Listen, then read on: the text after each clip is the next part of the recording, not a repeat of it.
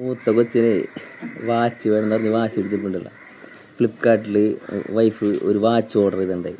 നല്ല കിടില വാച്ചാണ് ഓർഡർ ചെയ്ത്. വാച്ചൊക്കെ നമ്മുടെ കയ്യിൽ കിട്ടി. കിട്ടിയുള്ള വാച്ച് കണ്ടേ ഒന്ന് കണ്ടു നോക്കി. ഇത് ഏതണ്ട വാച്ച് കിട്ടിയ വാച്ച് നോക്കി.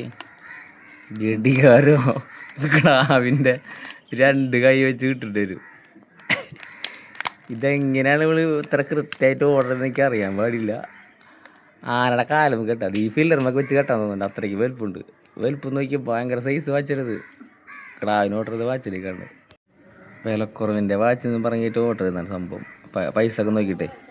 പക്ഷേ വാച്ച് പൊട്ടിച്ച് നമ്മുടെ കയ്യിലാണ്ട് ഉണ്ടല്ലോ. എനിക്ക് തോന്നുന്നത് ഇത് ഏകദേശം ഒരു 1,500 റുപ്യ 500-1000 റുപ്യ കൊടുക്കൊണ്ടിരിക്കാൻ അത്രയ്ക്കും വലുപ്പമുണ്ട് ഈ വാച്ചിക്ക്. 2 കൈ വെച്ച് ഒന്നിച്ച് കേട്ടിട്ട് വരും.